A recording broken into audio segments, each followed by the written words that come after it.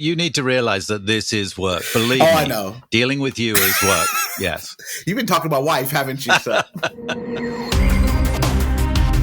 Welcome to the Two Authors Podcast, an entertaining chat show hosted by best-selling mystery and thriller authors Douglas Pratt and Nicholas Harvey, in lively, humorous and informative conversation with distinguished guests who share their thoughts and experience about forging a successful author career. Hello, everyone, and welcome to the show. Thanks for joining myself and my shiny domed little buddy, Douglas. Shiny indeed. It's freshly shiny. I just kind of... It is. It's sparkly. That's what made me think of it.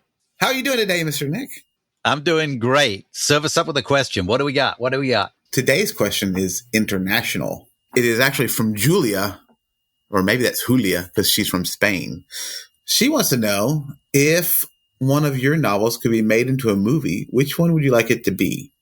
Ooh, that's tricky. Whichever one they want to write a check for. Yeah, whichever one they sign us up for. I mean, the first book in the AJ series, 12 Mile Bank, I think would be a pretty cool movie, the way it plays out. Honestly, I started writing screenplays in my late 20s. I was writing, actually mid to late 20s, I was writing screenplays, which went nowhere and they were probably shit. But that's where I started because I had this creative writing side that I wanted to do, and writing a whole novel seemed like daunting to me. So screenplays shorter, and I thought it'd be easier. So I wrote those. So I think from that, and I'm very visual about things, I see, as I'm writing, I see everything in there. And it really, my books play out in my head like a movie anyway. So I sort of see them that way. And I guess I've just spent longer because 12 Mile Bank was the first one. I spent longer visualizing that. So I jumped to that naturally. But, you know, a Nora movie would be pretty darn cool too. Nora would be pretty cool, yeah. Who would play AJ? Keira Knightley. Oh, very nice. Keira Knightley does not look anything like AJ, but character-wise and the parts she can play, I think she'd make a good AJ. All right, let's get to our guest. We have a fantastic guest this week. She writes best-selling historical romance and mafia romance with strong and faithful heroes and independent kick-ass heroines. She's also a dynamic lady who does seminars, speaking engagements, presentations on most aspects of the author business. Let's meet Celeste Barclay.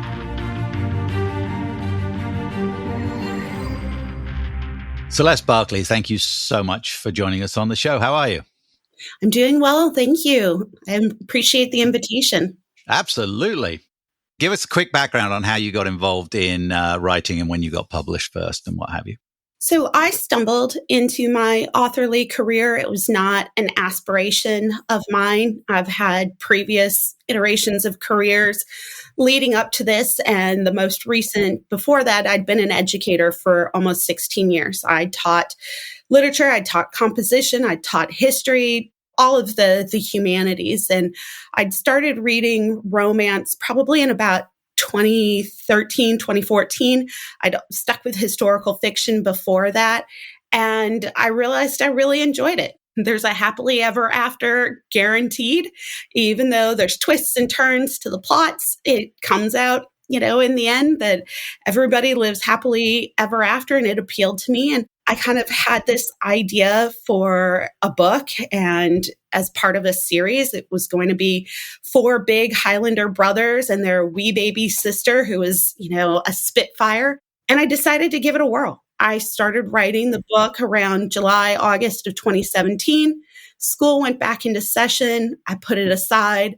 January of 2018 rolls around. I decide to pull it back out, finish it up. Posted it on April 15th. I say that it's better than celebrating Tax Day.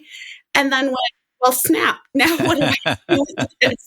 It's out there. I don't really understand what I've just done and committed, like Rumpelstiltskin, my firstborn, to Amazon and Kindle Unlimited. And between books 2 and 3, I spent a lot of time learning the business. And then by book 15, a year and a half in, I said goodbye to teaching and hello full-time authoring, and here I am. What age did you teach? When I taught full time, I started out as a high school teacher. And then when my children were young, I wanted to be able to be a room mom and go on field trips, do the things that my parents weren't able to do with their careers. So I substitute taught full time. There were no days where I didn't teach unless I didn't want to. And that was pre-K through 12, all subject areas. There are no days I teach that I don't want to, which is pretty much every day because I would never want to do that. So I got to give you props for that. Oh, big time. You are a brave soul. I walked into something different every day. I didn't necessarily know what I was going to get until I walked in. And then my last assignment was teaching middle schoolers who needed an extra support class in English language development. And then I became a full-time author. And I said, that's a good career, but I'm done now. I have a follow-up question real quick. So and this is something I've actually thought about. Have you ever considered, now that you've found success as a writer and can understand how, I wouldn't say easy, but how much more attainable than it actually seems to be? I think people don't let you know how attainable that it is to become an author. Would you go back and consider doing something for the kids that had that kind of talent that might be hey, let's, teach you how to do a book. Yeah. It's not that I feel like I'd have to divulge the adult content, but it's rather difficult to, sort of have the cachet of saying I'm an expert on this topic when I can't let anybody know what it is. Yeah. That's fair. So I stick with working with adults. That fills my vocational call to help with adults. I would love to work more with students and do that, but I'm just very wary because of what I do. And I do also still have one child who's in high school. And so I want to be able to give him a little peace of mind. Oh, trust me, I know. My mom my mom taught me in 5th grade. It was horrible. That I could not do, but, just to give him a little bit of a reprieve before mom jumps back into that sphere. Let him have that for a little bit longer, another year and a half. So now you're touching on the subject matter of some of your books. So they're a little spicy. A lot spicy. And you're writing historical romance. So all these different settings and what have you. And you've got from the Highlands, Vikings, pirates, you've got all kinds in different series. And you're an international lady, right? You were born overseas and moved here. So tell us a little bit about that and maybe how your travels and your heritage has influenced what you chose to write. So my mother is English. My father is Moroccan. I was born in Morocco, but we immigrated to the U.S. when I was a baby. I used to spend my summers, 6 weeks in England, 6 weeks in Morocco. Many of my winter holidays were spent traveling. Because of my mom's work, I was also able to travel. I'm an only child, so I had the privilege of being able to do that. My parents were able to take me with them to conferences and things like that. So I grew up with a very strong presence of British history in my life. I still actually have a lot of the books that my parents, fortuitously saved as part of my childhood library for my kids, back when Penguin was just Penguin. Right. Yeah. And what was interesting, when I started reading historical romance, I enjoyed Regency. But when I stumbled upon Highlanders, it really felt like I had found the correct niche for me as a reader. I loved the ruggedness of it. I loved the added suspense that you often get in that subgenre. And when I decided to start writing it, I realized I had to kind of relearn my history from the Scottish perspective. So, it became one of those things of, those dastardly English. I'm one of those dastardly English. I have a lot more empathy for the Scots now than I did 6.5 years ago. But that international travel that I did as a child really set me up to appreciate history, to appreciate different cultures, to enjoy stepping back in time. And that's what I'm able to do when I write historical. And I stumbled upon Mafia through a historical author who's a friend of mine. She wrote in a multi-author project, and I read the book because it was hers. and thought, oh, I really like this, and started to binge read Mafia one winter break. I usually give myself 2 weeks off in the summer and 2 weeks off around the holidays. I ended up giving myself 3 weeks off. And as I read more and more of these Mafia books, I realized, well, if you like swords and kilts, you'll like guns and suits. And if you like guns and suits, you'll like, swords and kilts, because Mafia is medieval romance in modern day. It overlaps so much that it was a natural progression for me. So now Celeste Barclay continues to write historical, and Sabine Barclay writes medieval, and they're both me. So just different time periods, but the same feel. Can you do a Scottish Mafia? Like we could combine the two. Well, I mean, that's basically writing Highlanders, clan versus clan, family at the center of it. War's supposed to be man's business, but that never really sorts itself out. Women are always pulled in. Super independent women, if you're going to survive being with a mafioso, or your husband's going to ride out on his horse, and you're left to lead the village and keep the castle running, then they're not too far apart. Not. So you made the decision to do a different pen name when you did the Mafia, but from what you're saying, there is a pretty good crossover in your audience. But I understand why you do the different pen name for the external marketing, Amazon, that sort of thing. But are you finding through your newsletter that you're getting a lot of crossover between them? I am, to an extent. I began in historicals, so a number of my historical readers have been willing to try out Mafia, even though it's not generally their thing, because they enjoy my storytelling and they know that it's still me, even though I'm writing a different time period, I'm writing under a different name. So they've been willing to come over. Some of my new contemporary readers have dabbled a little bit in historical. It takes a little bit more work to convince them to give historicals in general a try. So it's not a massive crossover, but I do feel like it's growing as Sabine's brand ages a little bit. I think Sabine's 2 and Celeste is almost 6. Talk about them as though they're human beings. Yeah, of course, yeah. It's talking about yourself in third person. I love it. Celeste will be 6 on April 15th, and Sabine will be 3 on like June 28th, something like that. I am starting to see a bit more crossover because, again, at the heart of it, it's me. I'm not a different storyteller, even if I'm writing even higher steam and higher profanity for my Mafia than I am my historicals. At the heart of it, I'm still the same person. So I'm still telling the same types of stories. It's still my voice. So yeah, people are willing to give it a go. Very lucky that way. So I want to talk about your networking. It's when we had lunch, it blew me away. And then I started adding up, and as I was making some notes for this, you're very involved in the online community. In fact, I think that's where maybe Nink, but then we stumbled across each other in various chat rooms, and some of them, several of them, you co-host or host.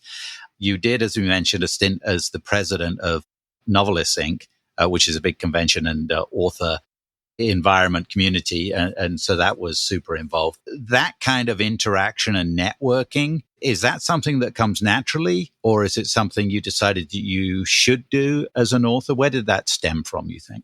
Yes. All of them.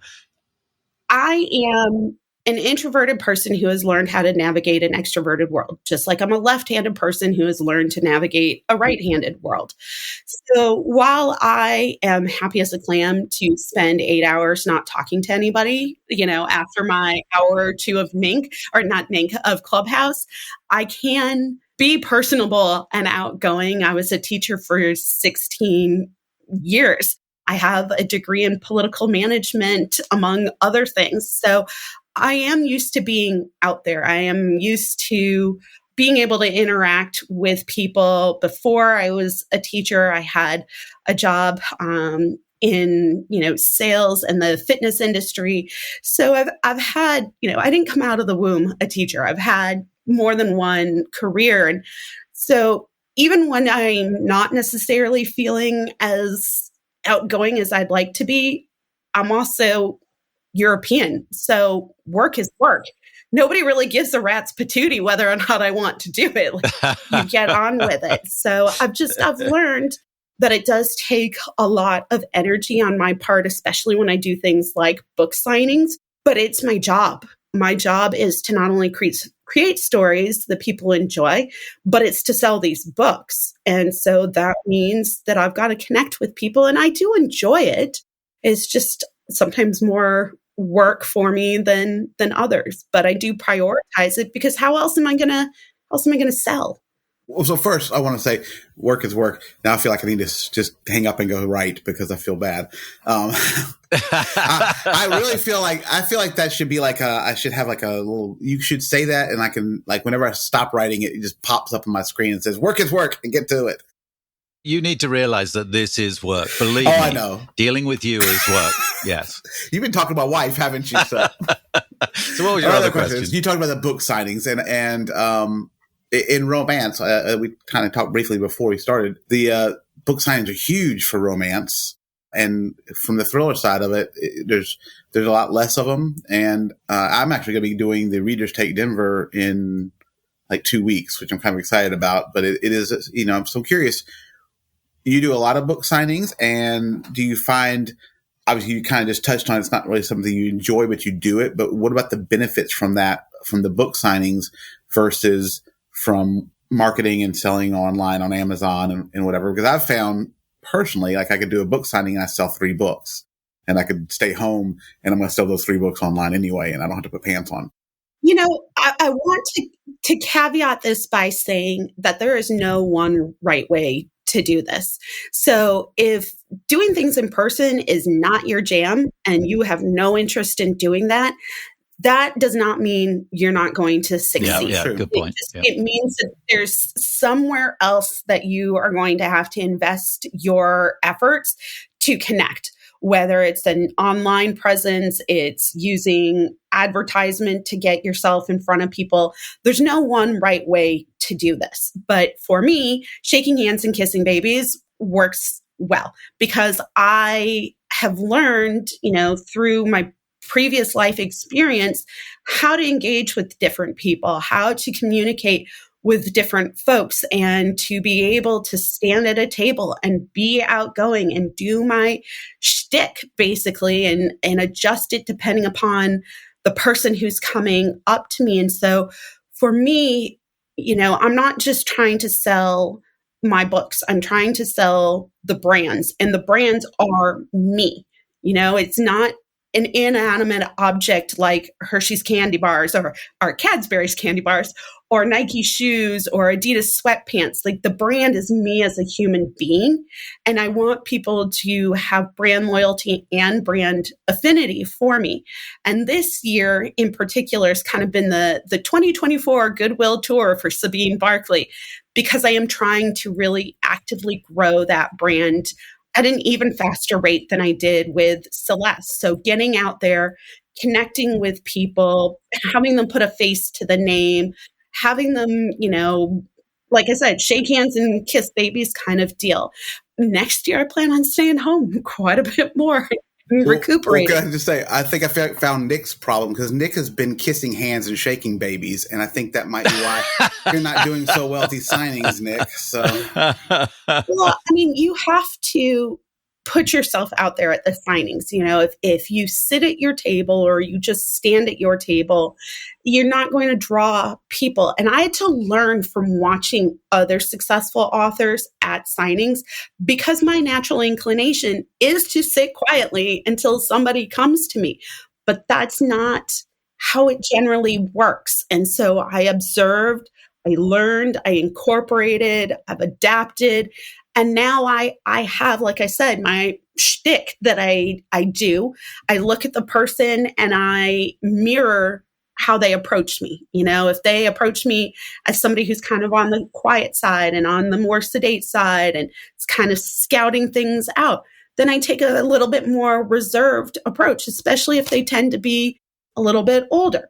If a reader tends to be a little bit younger, chances are they're coming for my mafia.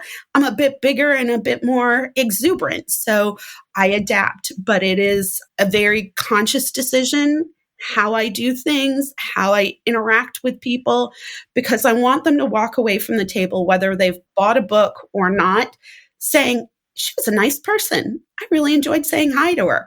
And if they don't like my books, that's cool. I am not everybody's cup of tea. And in my 40s, I am more than fine with that. But maybe they'll tell somebody else. And maybe they'll mention, hey, I met this historical author. I met this mafia author. You should really check her out. And that's what it is. I do like to make enough to recoup whatever the investment was, but it's also the longevity of it's the tail end of the event and being front of mind for people or encouraging word of mouth to have them recommend me to other folks. It's the invisible benefits that go beyond just seeing my square report or my cash in my, money bag. So money pouch. Money bag. That's why I'm having a big bag just as money bags. That way I can keep it with. So I have a spin-off question here. I actually had a lot of thoughts coming from what you just said there. There's your brand and being true to your brand. Yeah, yeah, there was. Which I think is really true. But I have a question. So you do a lot of these signings. Do you find you get, or do you push subscriptions to your newsletter through the signings? Because one thing I have, like he's going to Readers Take Denver, and there's going to be a lot of people there with a lot of books to sell. When a reader walks around, they're going to have their genre they gravitate towards. But there is a fixed number of books each of them's going to buy. I mean, literally, how many books are you going to carry out of there? It can become expensive, especially with the special edition stuff that is prevalent these days with a lot of people, especially romance authors. So do you find that is getting newsletter subscribers a successful path at those signings? So, yes. I'm not always great about pushing my newsletter sign up right there and then. Again, that's one of those things that I kind of read the person. If they're one of those people who's kind of like tentatively looking at romance, not quite sure they want people to see them talking to a romance author, then I give them my card that has the QR codes, one for Celeste, one for Sabine. It takes them to my linked tree and I can see when there's an uptick in sales that evening. I can see when there's an uptick in newsletter signups that I know is a direct consequence of that event because the number has gone up the night of or the next day. But, this is going to sound so narcissistic, but I just came back from Paris. I gallivanted off to Paris for 3 days, but I was there for Rare Paris, which is a huge romance event, massive romance event. And I actually took my Kindle Scribe with me because it's one of those that has the pen that you can write on, and then you can take what's been handwritten and turn it either into, a saved PDF that looks like the handwriting, or you can save it in text. And so I use that for my newsletter signups. It made it so easy yesterday to take that text, put it in a CSV, put it into my newsletter. And people were just also interested with the novelty of using the Scribe to sign up, things like that. So I have the LA Festival of Books coming up in 2 weeks. It's the same weekend as Readers Take Denver. And I intend to do the same thing because the transcribing and trying to read people's handwriting has always been kind of off-putting to me. Lord, I did that for enough years as a teacher trying to decipher handwriting. So now that I've found an alternative, I'm like, all right, I'm back on for live and at the event, getting people to sign up. But I always make sure they have some way when they walk away from the table of connecting with me. And it's generally a QR code that will take them to Linktree. So on top of that, you also do selling direct from your website, which has kind of been a big thing right now in the last year and a half. I do a little bit. But I am with a small house, so my ebooks are not mine to sell directly because I'm also Kindle Unlimited. So that was going to be my question for you because I am also Kindle Unlimited. I've been wanting to do a little bit with the paperbacks and see what else you can do. And I'm curious if you had some thoughts on how you manage that across the board with both being in Kindle Unlimited and doing that. So I set up my store right after I started. So my store is like 6 years old and it's had a few different iterations. It's had more love sometimes than others. And it's, kind of just sat there for the last couple of years, to be honest. I let readers know that they can order paperbacks, and I'll get a few orders trickle in here and there. But I've been in the process of revamping the Celeste website, and I'm going to update that store to just make it more aesthetically pleasing, more enticing, and starting to push those paperbacks more and more. For me, when I've set the price, I have set it to include shipping. So I'm conscious of that. If it's international shipping, then I will send an extra invoice to cover that because it can get very, very pricey very quickly. But if it's domestic and I can use media mail, then I've already factored that into the price just to keep it as simple as possible, as enticing as possible. I do bundle deals on my paperbacks online as well as at events. I make sure that they can see what percent discount they're getting by buying a bundle, because there's a lot of different people out there who are interested in buying online, but it boils down to some very common denominator buying behaviors, and understanding that and understanding the visual and the verbiage that's going to get them to purchase, whether it's indulge yourself and splurge and things like that, or 20% off if you buy all 5 books. That appeals to different people. Splurge and get 5 books, or save 20% and get 5 books. I try and make sure that that's out there for people at live events. And so I need to go back and kind of pretty up my website basically at this point. It needs some fresh air breathing into it. And I've had merch on there, and I need to breathe some new life into the merch as well, because I do think that that's important for stores. If you can kind of come up with some merchandise or swag to go along with it, even if that's not your focus, just to give it a well-rounded feel to your store. Well, Nick does really well with his merch. He's got a cool merch store. I'm jealous. I have lots of it, and I have a cool store. I don't sell much of it, but I have a lot of it available. Do you drop ship it? You said you do the media mail, so I assume that's like signed, but do you ever sell without like signing it and have it drop shipped from Lulu or even KDP? You can do it from if you wanted to. So I will do that for international orders if the person is okay with me snail mailing them a signed book plate to put into it. If they really, really want the autographed paperback, and that's why they're ordering from me and they want it directly on the page, like I said, I'll invoice them the extra shipping before it goes anywhere. Okay, cool. We're going to get to a question that we ask all our guests, which is curious to hear the answer of, is what do you feel has been or is your author's superpower? Whether it's on the craft side, whether it's on the business side, what do you feel has been one solid strength that you have? I mean, it's hands down my work ethic. There's just no two ways about that. I have a very long attention span, which I've come to understand joining the authorly community on Clubhouse is apparently I was like, what did atypical. You say? I lost focus in that one little sentence. So. Yeah, I'm apparently an odd duck in even more ways than I realized. But, I've had people say, Celeste, you should write a book on, nonfiction on your productivity and how you do it. And it would be the shortest book. It would say, sit your ass down and get on with it, or sit your keister down and get on with it. I have a very strong internal drive to do well. I always have. And so if there's a task that needs to be done, then it's going to get done. And there's just no two ways about it. Whether I want to or not, it has to at some point be accomplished. And I have the freedom of saying, I don't really want to do it today. I might want to do it tomorrow. Maybe I'll put it off to next week, but it gets done. And, when it's writing time, I enjoy it. I find writing so cathartic, and I love escaping into the worlds that I create. So from that point of view, it's not work. It's a joy to do that. But there are days where I don't necessarily want to sit down and send out a newsletter because I'd really rather live in my imagination, because that's a great place to be.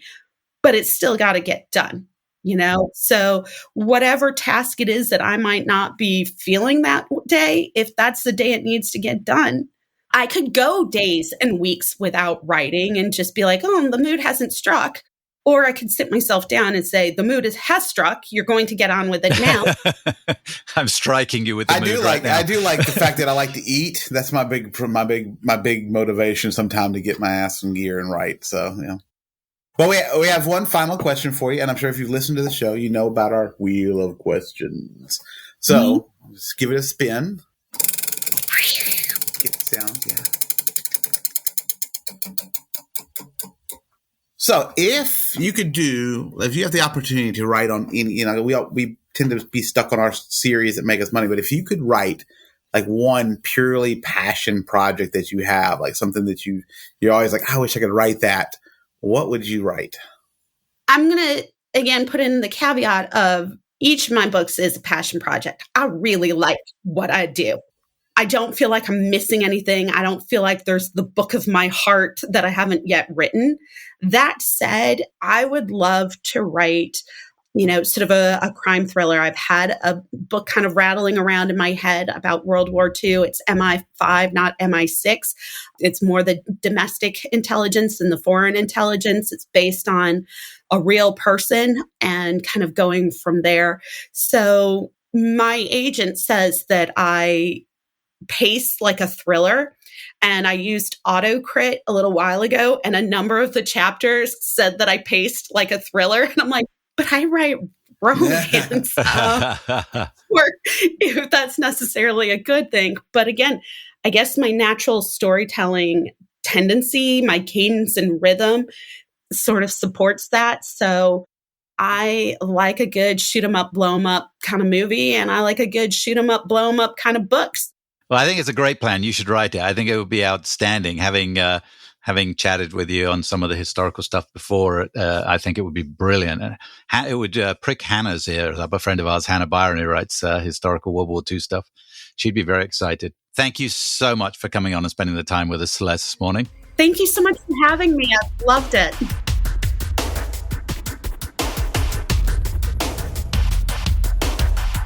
Isn't she a lovely lady? She was great. Yes, she's amazing.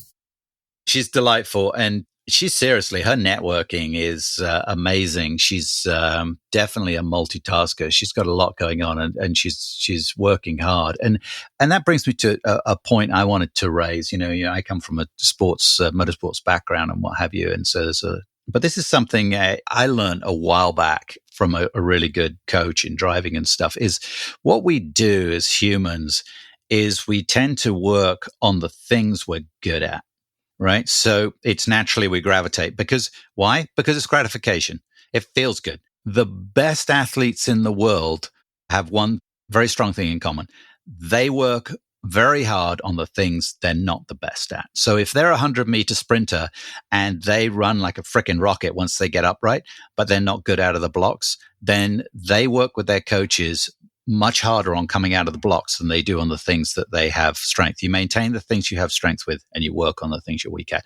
And I think it's key to focus on your strengths. And I hear a lot of this in the chat stuff about authors and focus on things you're good at and then let other people do the things that you're not good at. Well, that's great. But when you're a starting author, you don't have money to pay somebody to do anything. You have to do it. You have to do it all. So, and it's part of it. It's part of it. So I'm not saying stick needles in your eyeballs doing things that you absolutely detest doing, but pick and choose the things that really matter. And if one of those things that really matters is not one of your strengths, work on it.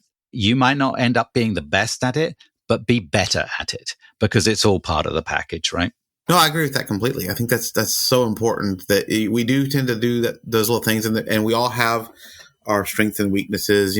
We joke all the time that you and I have a little bit different, way of approaching things, but that was really what makes us work out really well together, I think. So it's the same with my wife is very much organized and I'm very much hey, we could just go do this right now. And so it's the same kind of thing. We have that balance and you can find that balance. That doesn't mean that we can't step outside of our bounds, for things such as talking in public and doing speaking engagements or the book signings. Like she says, that she's not really necessarily keen on doing them, but they're part of what you do is reaching out and connecting with your fans. And I had this conversation with a lady this weekend about newsletters and how important they were but she's like, I don't have anything to say. I don't really know what to say. I was like, you got to start somewhere.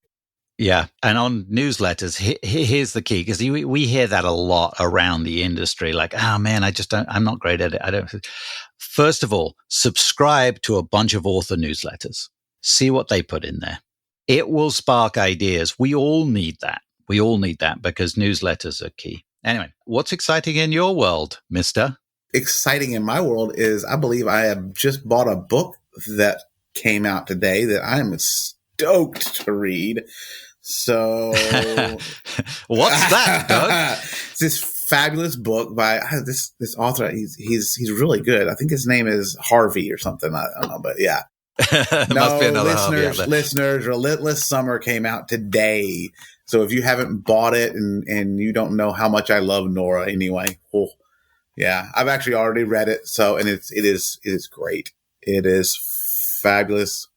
It's a fun one. Yeah. Thank you. Check it out. Relentless Summer came out today. Yeah, I'm excited. The Nora series has really, really taken off. Thank you, everybody who's supported it. So she's a fun character to write. She's a unique character. I have a ball writing those books. So yeah, it's cool. It's always exciting and a bit nerve-wracking on release day. So. Oh, it always is. But I'm sure it is. We'll be checking your ranks here in a little bit, and you'll be like all the way up there because this is a good one. So, but otherwise, check out our show notes for links and our guest information, and as well as our books, which of course, like Relentless Summer. But go ahead and buy it today because he needs it. If you have bought it, please leave a review for it. He needs that too. So. A nice review. Yes. Don't be giving it. No. Yeah, if you're thinking of reading a snarky review, then feel free to hold off. We know who you are. We're watching you. We'll put you in a book and kill you off. So no, but you can buy our books. You can check out our social media, follow us, like the show, and tell some people about it. We love when people hear about it and everybody like, hey, I've been listening to your show. It's kind of a great feeling. So, all right. Until next time, folks, be cool to each other. And fair winds and following the seas. You've been listening to the Two Authors podcast with Nicholas Harvey and Douglas Pratt. Subscribe on your favorite platform for alerts on new shows coming every 2 weeks.